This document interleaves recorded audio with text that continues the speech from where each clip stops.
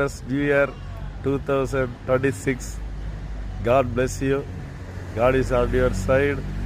Amen. This is the day of glory. This is the year of Holy Spirit and intimacy with Holy Spirit. Yes, this is the year of great outpouring of the Holy Spirit. Amen. Happy New Year. God bless you all.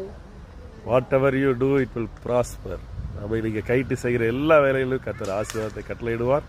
இதுவரை இல்லாத தெய்வ சமாதானம், சந்தோஷம், புது மகிமை உங்கள் வாழ்க்கையை நிரப்புவதாக. நீதிமொழிகள் 4:18 படி தேவன் உங்களை அளவில்லாமல் ஆசீர்வதிப்பாராக.